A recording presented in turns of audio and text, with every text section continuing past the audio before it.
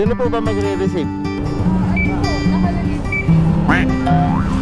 Hindi ko na lang sasaraman para hindi maano. Ganto ka na lang. Ito po yung magre-receive eh. Galing po ba sa boyfriend mo yan? Ay, kayo magsa-surprise. Congrats. Congrats ma'am, congrats. Traffic pa rin ba? Traffic pa? Ang dami pang tao din eh. Mali kasi ginawa nila dun, 4 na barangay. Ang laki-laki na barangay. Nagsama-sama kasi nila eh. Yo, what's up sa inyo mga ka-rider? Welcome back again sa aking channel. At kung bago pa lang kayo sa aking channel mga ka-rider, please don't forget to like, share, and subscribe. Siyempre, hit nyo na din yung notification bell para updated kayo sa aking mga latest upload.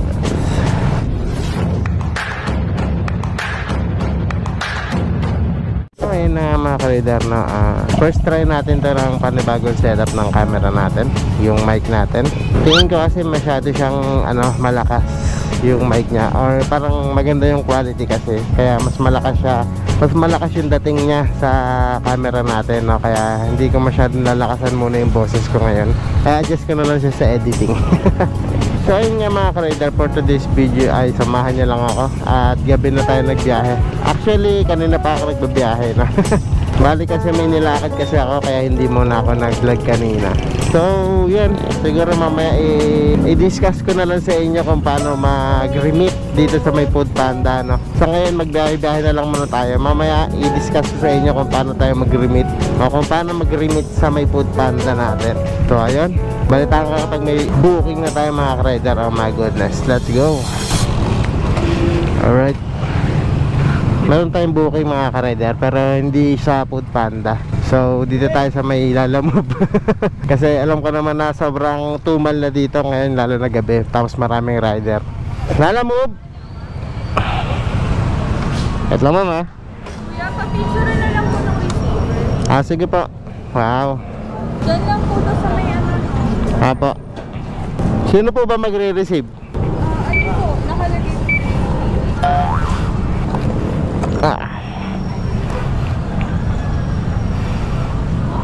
Flowers. Hindi ko na lang sasaraman para hindi maano. May plastic naman, 7. Ganto ka na lang. Thank you dito na. Thank you po. Wow, 51 tapos 70. Tayo mag-exit. So ayun na nga mga ka-rider, nakakuha na tayo ng booking natin, no?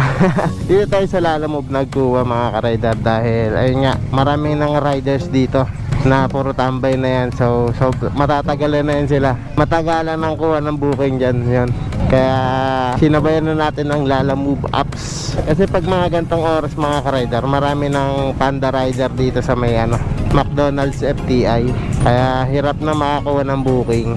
Kadalasan wala na talaga ang booking mga ka-rider. Kasi nitong mga nakarang araw mga ka-rider, kahit hindi ako nagbablog, nagbabiyahe pa rin ako, no?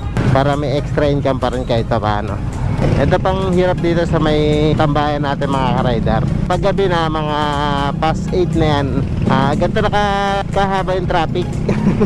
Kaya kung hindi mo alam yung pasikot-sikot dito, matatraffic ka talaga. Pero may mga looban na daanan dito na karamihan ng rider natin is kabisado na. So yun na nga, ang bago natin diskarte, no? Pag matumal si Food Panda rider, ay si Food Panda apps, haluan natin yan ng Lalamove apps habang nag-aantay tayo ng booking ni Food Panda. Tingnan mo hanggang ngayon wala pa, hindi pa ako naka-break niyan, hindi pa rin ako pinapasukan ni Panda. Ganun katumal kapag gabi. Kasi ayun nga, karamihan ng vendor is nagsasara na. Kung BGC ka, may mga vendor talaga naka-open pa hanggang 24 hours gano'n. Pero dito sa may pinagtatambayan namin is hanggang 9 or 8.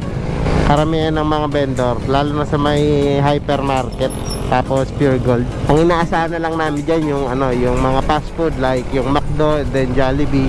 So yun, kasama naman sa buhay yan na pagiging isang delivery rider natin. Pasensya na nga pala kayo mga ka-rider, dahil ngayon na lang ulit ako nakapag-vlog. Medyo napabayaan na natin ng channel natin, no?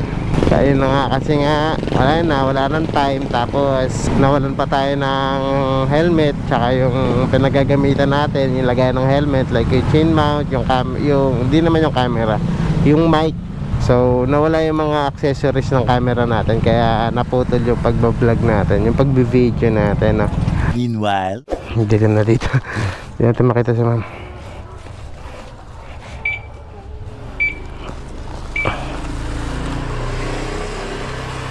Ma'am, picturean ko lang kayo, mama. Picturean ko lang daw po yung magre-receive eh. Galing po ba sa boyfriend mo yan? Ayan pa, ayan pa. Ay, kayo magsa-surprise. Congrats. Congrats ma'am, congrats. Thank you po. Balik tayo ng tambahan mga ka-rider. Oops, give review. Okay. So ayun na mga ka-rider na isa pa sa dahilan na kung bakit hindi ka ako makapag full time dito sa may pagiging delivery rider natin is yung full time job natin. So may full time job pa kasi tayo mga ka-rider. At natakot ako kasi may mga dumating akong obligasyon. Yung una is binabalak mag full time. Ngayon ay ala na, parang ano na, pag-aalinlangan na may doubt na. Kaya ayun, mag-stay muna ulit tayo sa mga gantong rides lang, pagdi-deliver, part-time, paminsan-minsang upload. Kasi nga ayun nga mga ka-rider, hindi pa kayang tumbasan ng pagiging delivery rider natin, yung sinasahod natin sa may full-time job natin ngayon.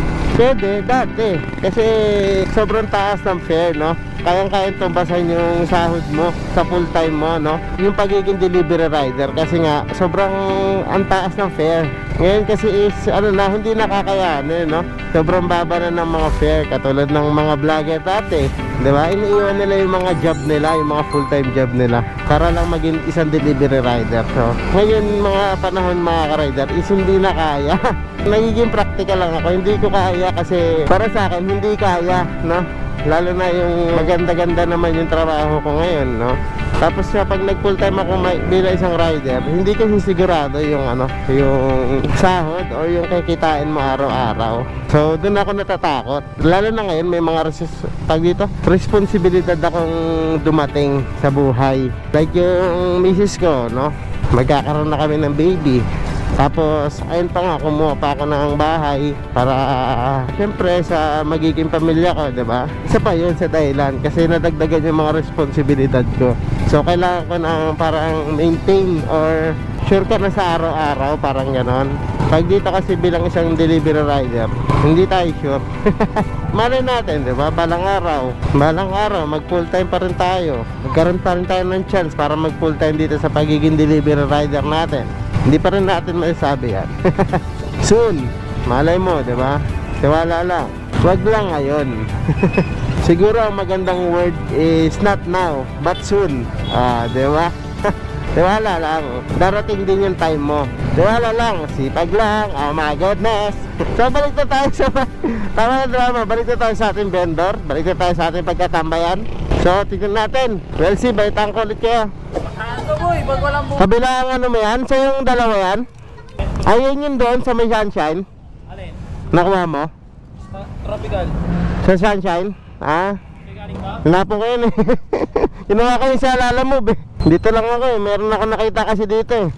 Alright, may nakuha tayong booking mga ka-rider dito sa may Lalamove Absolute. Lalamove po. Papunta kay Nancy. Sa ano lang? Sa may Miranda. Okay. Ay, dito na yung bayad. Wait lang, picturean ko lang.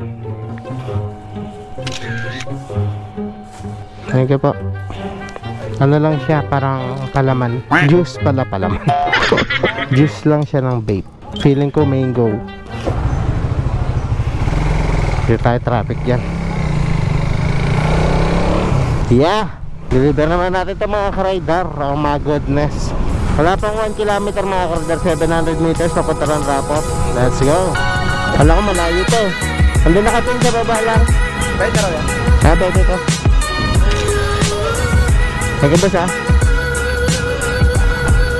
Alright, balik tayo kayo mga ka-rider sa next booking na naman nating makukuha. Oh my goodness.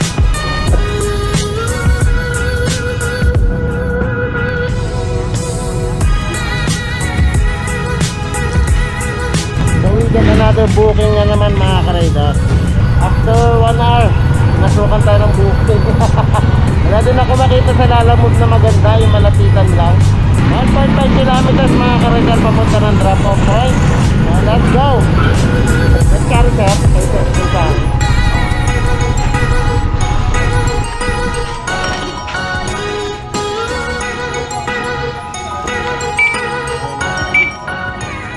Alright na.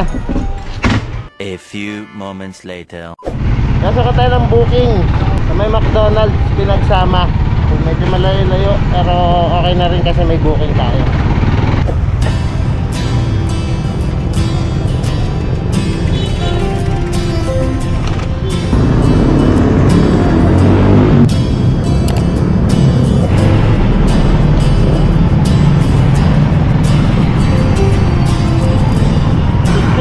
Mga ka-rider papunta ng drop-off point. Alright, dito na sa baba, no? Ayun, nakabili. Let's go. Kanina yung boss? Kaya sir, sa galing Macdo. Akin Jessa? Wait lang. Ayun, Jetta. Bigyan mo lang ako 100. Pasok ko. Ito ba ito? Traffic pa rin ba? Traffic pa rin. Ang dami pang tao din eh. Mali kasi ginawa nila dun, 4 na barangay. Ang laki-laki ng barangay. Pinagsama-sama kasi nila eh. Ang laki-laki ng butante dito. Lahat ang dali lang eh. Mabilis lang eh. Ngayon, pinagsama lahat eh. Pumila nga kami. Kawiwi lang namin. Pumila kami. Anong oras na? Alauna. Okay na po. Okay na. Kaya na. Thank you. So ayun na nga. Time out muna tayo mga ka-rider. May susunduin lang tayo. So ayun na nga mga ka-rider na. May susunduin muna ako dito. Ayun o, yung mga lumalabas na yan, mga pamaskong handog ni Mayor. Yan, may susunduin muna akong kamag-anak dahil siya na yung kumuha ng para sa amin.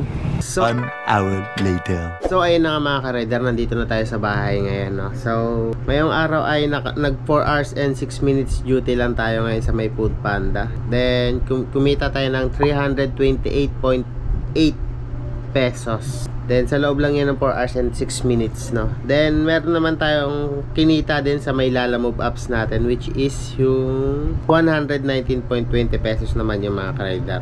3 rides or 3 deliver yung nagawa natin doon. Tuturuan ko naman kayo mga ka-rider kung paano mag-remit dito sa may Food Panda apps natin, no? So una natin gagawin mga ka-rider is punta muna tayo ng payment, no? Punta tayo ng 3 dots, then payment. Tapos check natin kung magkano yung kinita natin ngayong araw, no? Which is eto ngang 328.08 pesos, no? Then punta naman tayo sa may ano natin, punta tayo sa wallet. Yan. So dito makikita natin na naka-negative yung balance natin, no? 1,983.58 pesos yung kailangan nating i-deposit ngayong araw na to.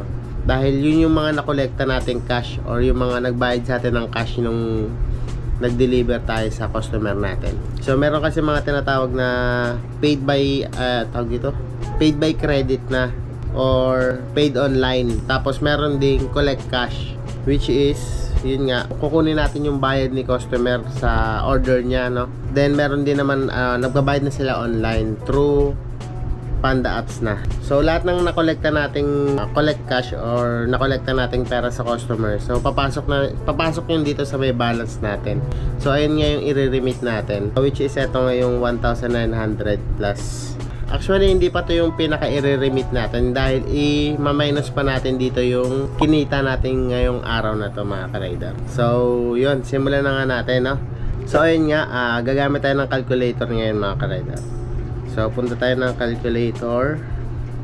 So pasok natin tong 1,983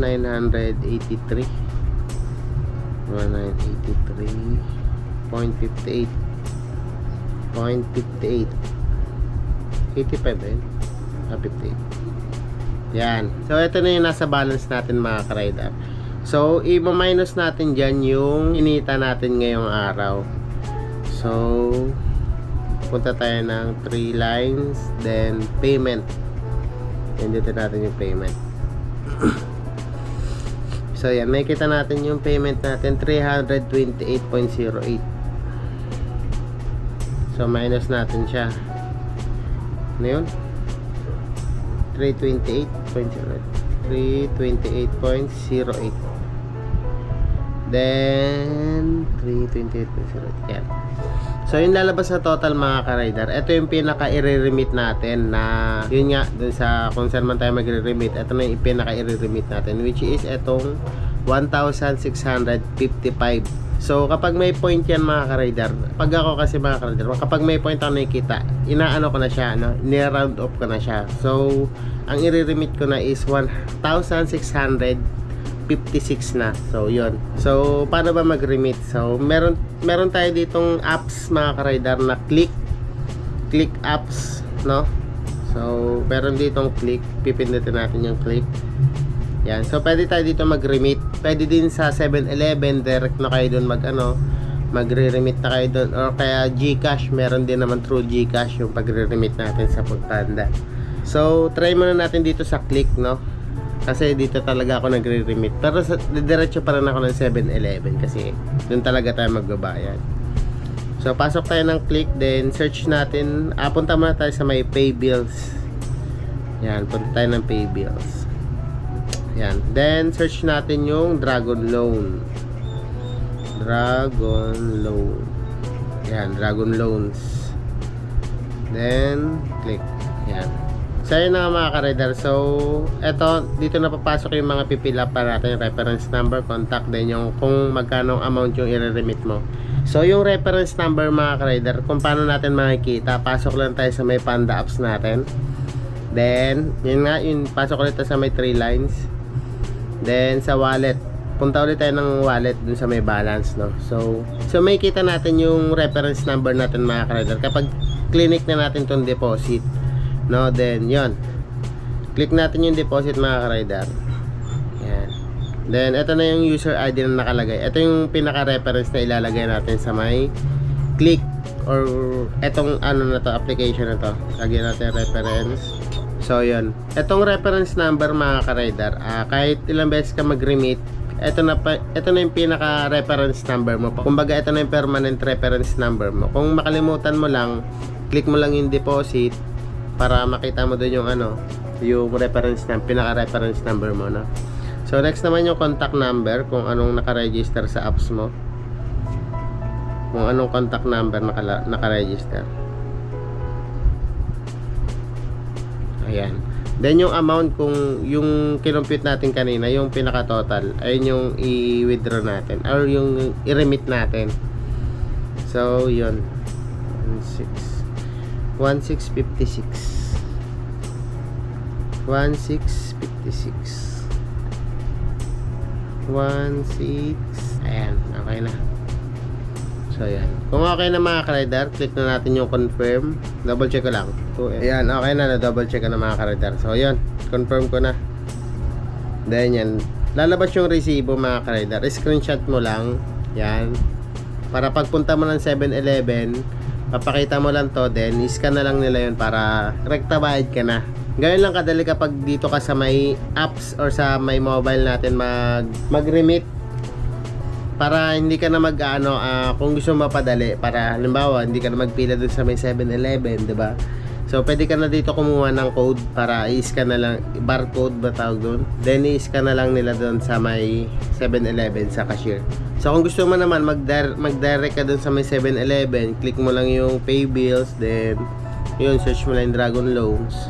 Try din natin mamaya kung may signal sila doon, kung may wifi sila doon. So yun, then punta na tayo ng 7-Eleven, then ipa-ano natin to, ipa-scan natin to para mabayaran natin yung remit, yung pag-remit natin. So yun, let's go. At yun na nga mga ka-rider, nandito na nga tayo sa may loob ng 7-Eleven. At dito sana ay try ko sana mag-fill up sa may machine nila, kaso nga lang down yung machine nila, hindi pwedeng gamitin. Pero try pa rin ako magpindot nyo na parang tanga.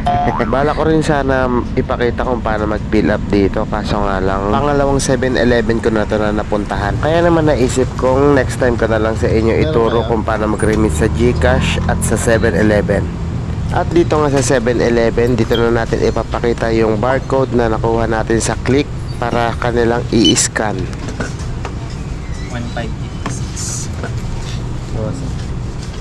Siyempre kunin mo rin yung resibo para may babalikan ka sakaling hindi pumasok yung niremit mo. At this point, pumasok na nga yung niremit natin sa ating account na dating 1,983.58 pesos at ngayon ay naging 327.58 pesos na lang. At siyempre ang mga natirang balance nga na yan ay hindi mo na kailangang i-remit. Kailangan mo na lang i-match yung payments mo sa natitirang balance sa wallet mo. At dito nga sa payments ay 328.08 pesos. At sa balance naman natin ay 327.58 pesos. Match naman siya. Para sa akin lang, mas magandang mas malaki ang payments mo kaysa sa balance mo kasi makukuha mo rin naman yan sa mga susunod na araw. Additional lang, pindutin ang deposit para matransfer ang user ID nyo kung saan mang courier kayo magre-remit. Dahil madalas nag-fail yung barcode mo kapag ini-scan ng cashier. At syempre, uuwi na ako dahil alas 12 na. Oh my goodness. At ang matitirang balance mo mawawala na yung kinabukasan. So yun mga ka-radar, hanggang dito na lang natin tatapusin ang vlog natin for today. And syempre kung gusto niyo mga ganitong mga content, please don't forget to like, share, and subscribe. Syempre, and i-hit nyo na din yung notification bell dyan para updated kayo sa aking mga latest uploads. Sana nag-enjoy kayo. Sana may natutunan din kayo ngayong araw na to mga ka-radar. At hanggang dito na lang natin tatapusin ang vlog natin. Maraming salamat na naman sa mga nag-ubos ng kanilang mga oras para matapos ang vlog natin for today. And muli, nagpapaalam si Rider MTV. Alas 12 na. Ride safe and peace out!